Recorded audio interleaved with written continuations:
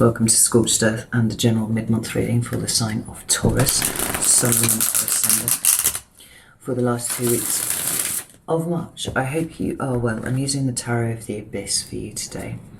If you haven't seen these readings before, we do them slightly differently to the way that we do the main monthly readings, in so much as we are looking for the lesson. I think that there is wisdom, or indeed a lesson, contained in every interaction and experience that we have, if we're open to seeing it, and too often we are not. We get bogged down with day-to-day minutiae of our 3D existence, and you know, emotions get messy and stuff like that. Sometimes we can't see the wood for the trees. So this is an exercise in perspective. You know, they say hindsight is 20/20 and all that, and often in reflection we can see why, you know, a thing that was really awful that happened, you know, a year, 2 years ago actually led us towards something better.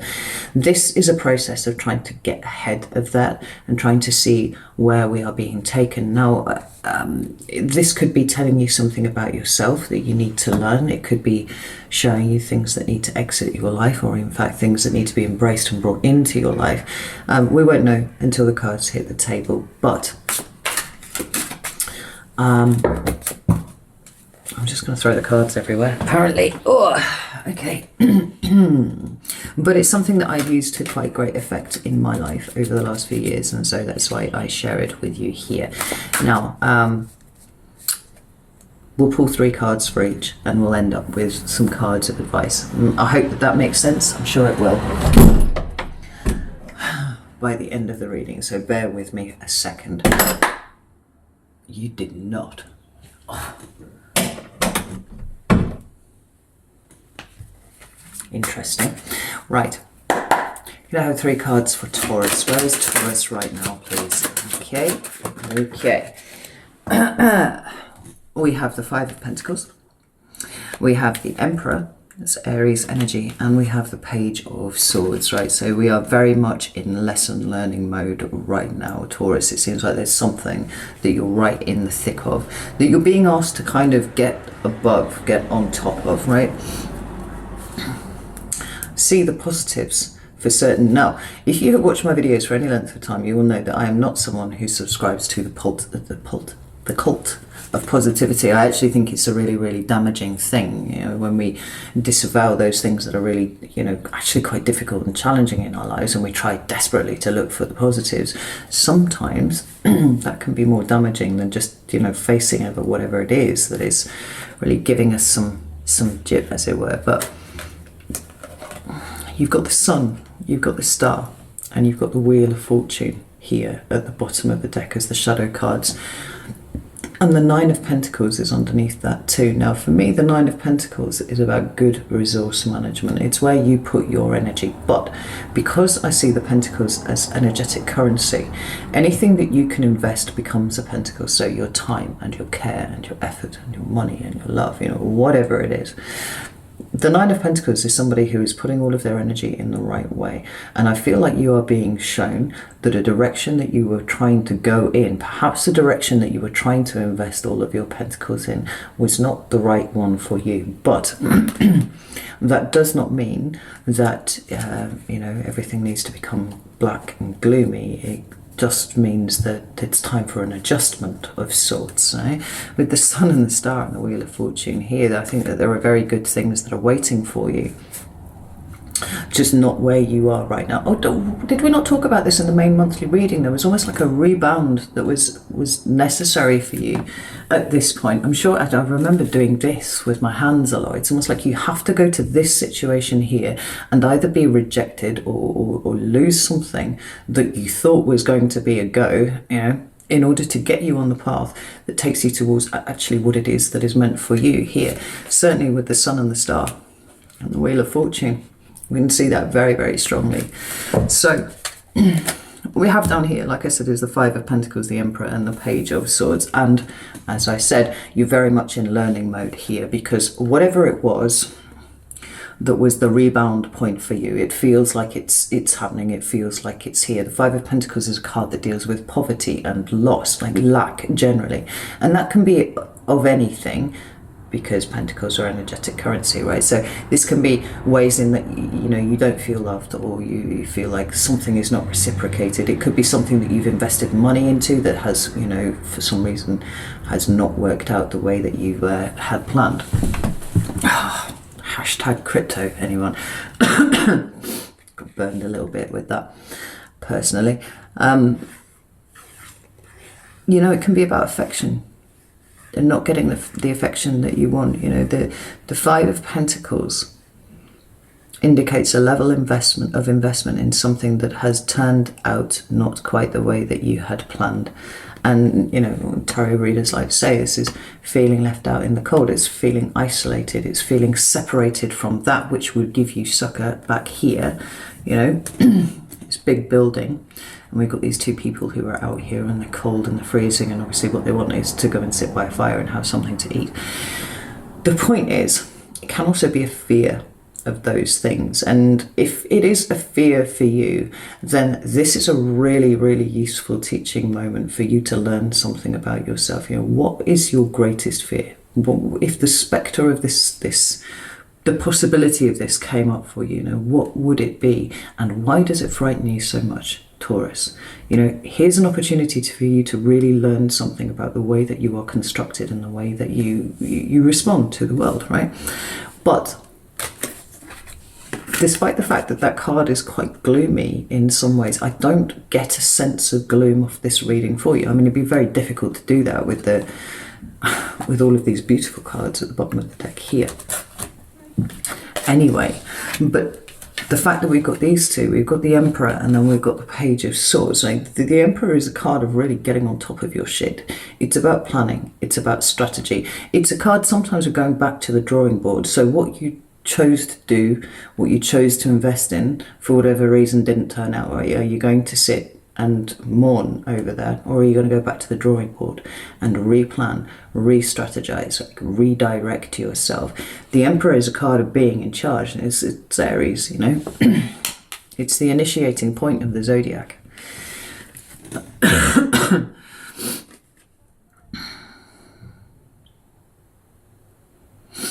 It's about bringing your fire back, Because just as you have, masculine and feminine within you, you also have all of the elements. You've got air and, well, if you've got a well-balanced chart, you'll have air, fire, water, and earth all in the same reading, Nice spread. You might lean more heavily into one than another, perhaps, but that spread is important. And the Emperor is the King of Kings, so he takes all of those elements to make him who he is, although, it's dominant fire. We've got this Page of Swords here. This is mental expansion. This is a new way of seeing something. Now, I'm going to say that the Aces are about the entirely new. This is you completely out of your comfort zone and you've not known anything like this before, right? That initiating point, because the seeds contain the Aces are seeds, and they contain the full potentiality of the suit that they represent. So, within the Ace of Pentacles, you have the capacity for the Ten of Pentacles, but also the Five of Pentacles too, right? It's a process going on there. Always a cycle.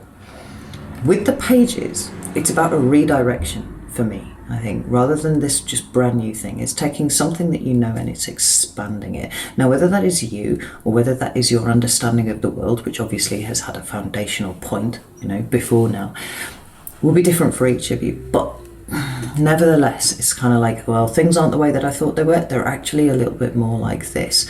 And there's an illumination that comes with that. Like I said, this whole reading is talking about the period that you are in now being a big teaching moment for you. And I do feel that this is tremendously positive, even if it doesn't feel like that to you right now. Let's have a look and see why Taurus is in this energy. So we have the Six of Cups and the Four of Swords. Ooh, that's a very interesting combination. We have it followed by the Knight of Cups. One more card for Taurus, please. Thank you. And we have the Two of Cups. Now,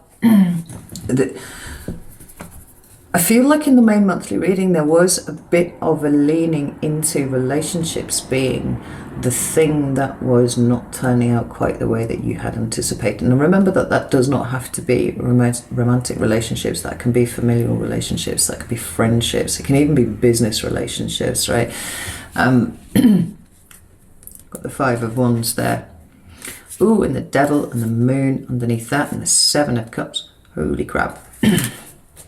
So, you know, we've got everything from there just being a minor mismatch in the way that you see something and the way that somebody else sees something, but one that may become really quite exaggerated later down the line. You know, just like if you're a degree out when you start something, you know, reading a map, you're going to end up over there on the East Coast instead of going north, right? Eventually, because that becomes amplified the further along a track you go. And it could be that this is something that has kind of shown its face to you, and now you can see how that difference would expand further down the line.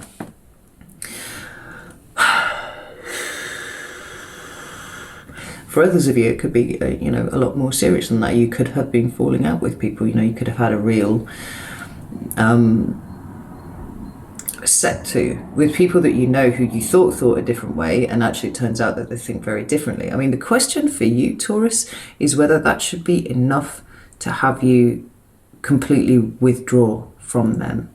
You know, I've seen this in the last couple of readings that I've done for the mid-months here, is this sort of questioning within and without. So the situation isn't what you thought it was, but does that mean that it's now dead to you?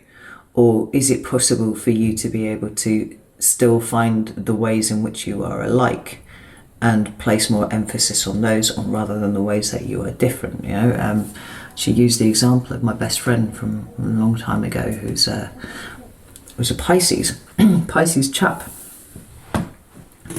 And then there was me, who was a Leo female, right? And he was Christian and loved football, completely obsessed with football. And like, we were so completely different. On paper, there is no way that we should ever have been friends at all, right? He was raging Tory at that point. I was a raging Labour supporter, you know, like, it was just, no. It did not look compatible, and yet there was still that incredible bond and an incredible trust between us. And it didn't matter that we didn't enjoy doing the same things. It didn't matter about any of those things. There was a point where we would just come together and we would sit and talk, and we both found it quite interesting to see the world from each other's perspectives. And I like to think that we both grew as a result of that. But then maybe there's a situation where that's not possible here. You know, maybe those differences are so profound that actually this is a point where you two are moving off in a different direction. Yeah? And I'm coming back to this rebound idea that we said, oh, this isn't for you, what is for you is over there. So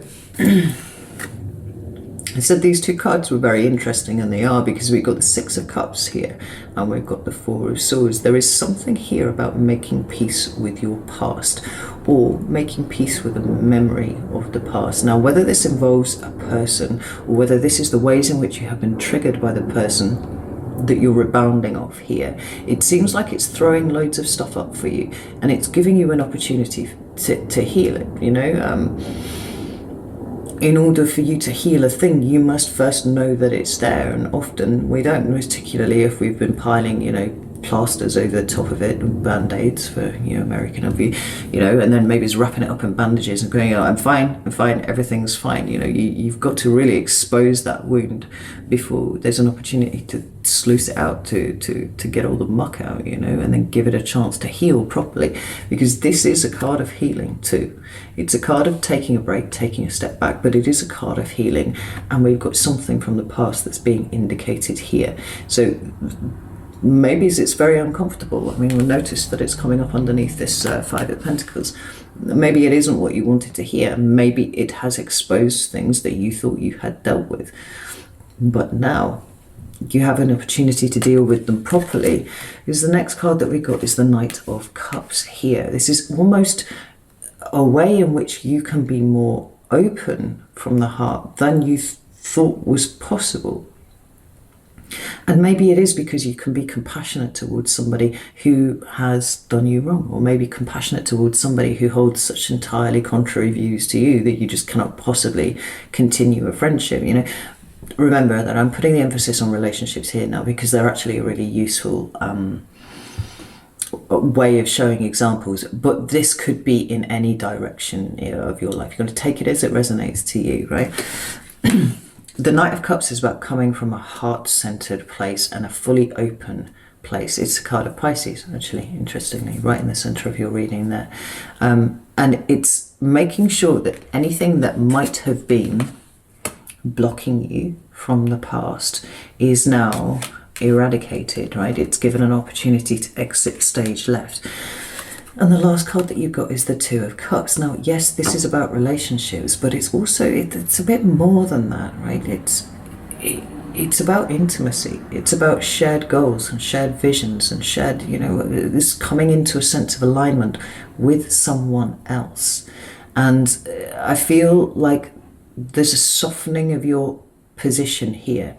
Even if you are walking away from someone, there's a softening of your position here, and it's not hardening you up. It's not making you resentful or bitter or anything like that. It's kind of like it's coming from a much more empowered place. So you can be like, well, hey, here I am, Taurus. I'm not going to put up with your shit anymore. I can see why you know, give me shit. You know, maybe you've had a troubled past or something like that, or, you know, maybe you have very different ideas about the world, way the world works. Maybe you have very different ideas about the way that you think business should be run. And that's cool. I accept that. It's not for me. I'm going to go off in this direction now and do my thing. You know, not everything has to be a war, even if people are trying to do that. And I mean, honestly, with these cards here, I kind of feel like somebody's been doing this to you, right? Maybe it's just the way that you're being triggered, right? Maybe what is being revealed to you is the ways that you have kept yourself trapped, the ways that you have kept yourself limited through self-sabotage, and the ways that you've kept yourself confused, maybe because you've been paying too much attention to what somebody else thinks rather than what you feel, Taurus. You know, this is it feels like it's challenging energy here, but I think that it's entirely worthwhile, and I think that you're going to come out of the other side of this much freer than you went into it. Now, 3 cards of advice, please, for Taurus. Oh, thank you. We have the Ace of Wands. We have the 4 of Wands. Holy shit. Good Lord. Oh, Taurus. God, if I was in any doubt whatsoever, and I know that I've already said this, but if I was in any doubt whatsoever that this is a really, really good thing for you, completely eradicated, because look what we've got here. We've got the Ace of Wands and the 4 of Wands. This is an opportunity to do things differently and build a foundation for you that is going to last, right? This is creation of a new foundation, but it's also about home, and it's about celebration, and it's about the things that make you feel really good and how they can be self-generating. They don't need other people.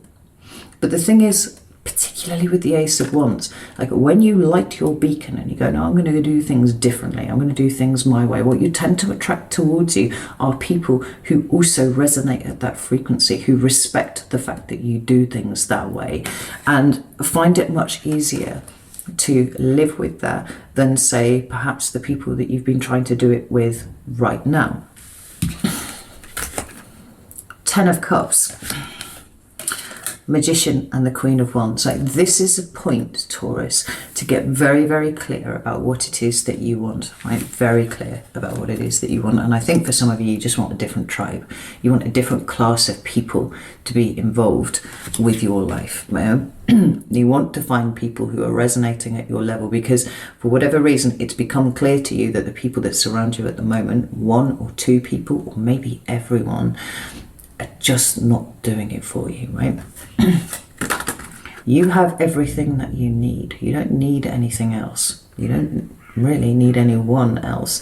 But what do you want? What do you want, and how are you going to bring it in for yourself, right? Remember that the one suit is all about the doing, it's about living, it's about experience.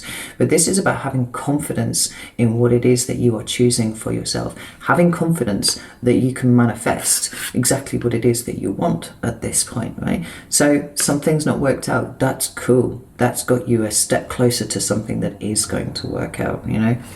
Did I bring up this example in your reading? I used to sell Usborne books for kids, and like part of the pack that you would get from my particular, like, I can't even remember what I call them now, but like, you know, my superior, as it were,